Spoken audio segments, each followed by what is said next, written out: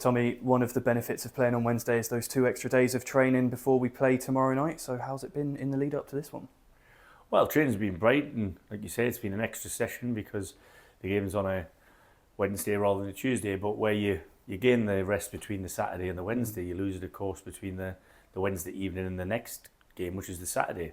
Add into that the travel that we did at the weekend, and again, we're going to do, Wednesday and then back on the Thursday. It makes for a long week, but, we knew it was coming, we've planned for it, the club have prepared us as well as we can in terms of the logistics of it all, and it's about us trying to carry out our part of our end of the bargain and try and bring back from Truro as much as we can. Reflecting on Saturday's game, what have we taken out of that one?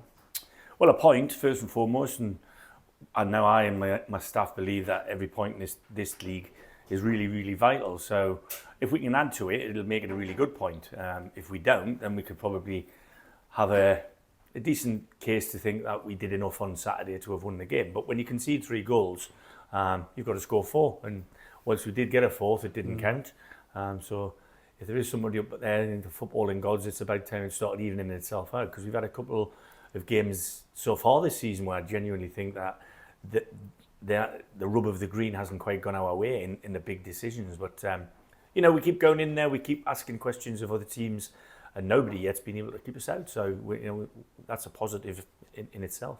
I suppose you could look at Saturday's result as scoring 3 away from home and not getting the win, but you can also look at it as scoring 3 goals to get a good point at a tough place to go, can't you? Yeah, I think the general feeling after the game, which is not the norm, when you come back from being 3-2 behind to gain a point, because that's what you're doing, you haven't got anything and then you've gained a point, that wasn't the feeling in the camp. So that's probably testament to the lads and to the staff, because I felt at 2-1 we never looked like we were going to have anything other than the 3 points to come home. But in fairness to Gateshead, the attributes they brought to the second half were excellent, and they've done that 2 weeks in a row. They've responded to being behind.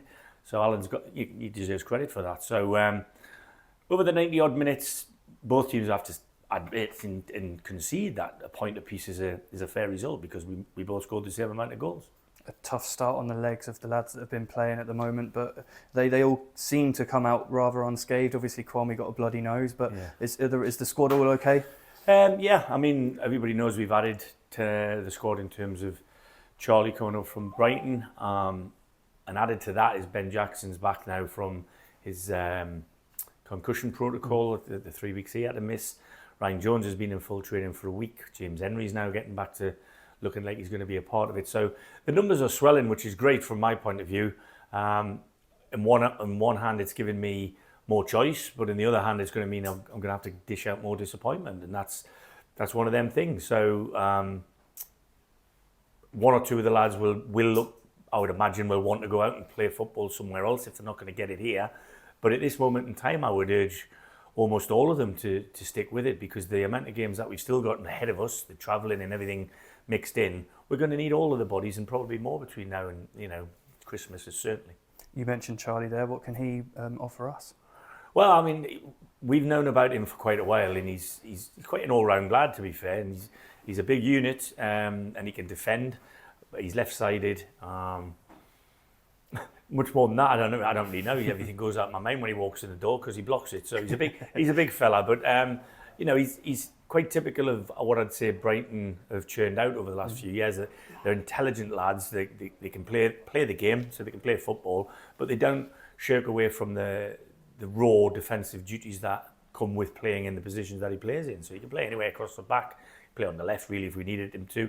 So I think he'll be a really good addition. He obviously knows Ben, who was with him last season, but there'll be one or two of the lads who he'll have come up against in development football who are with us as well. So he's fitted in seamlessly first session, and whether we use him from the start or from the bench tomorrow night, we'll have to wait and see. But he'll certainly play a part while he's here, I'm sure, and I hope he'll be a great addition. Looking at our opponents tomorrow night, Truro have had a brilliant rise over the last few years, haven't they? Yeah. Be no easy opponents at all, will they? I'm sure you guys have done your due diligence watching them this week. Absolutely. There's no easy games in this division, I can tell you that now. And like you said, they're a club on the up and up, and whilst they didn't get off to the 0 points as quickly as they wanted to, they certainly made amends for it at the weekend. And I know John Askey really well. and he'll have them organised. He'll have us watched well and know what we're good at, know what we're not so good at, and try and exploit what he feels our weaknesses are. And we've got to make sure that we come back from there with no excuses. I don't want to come back and say, oh, well, because we've scored 3 goals, we should have won. If we do score 3 goals anymore this season, we should win the game. I know that. Everybody else knows that. But you can't just point the finger. It's not the goalkeeper's fault.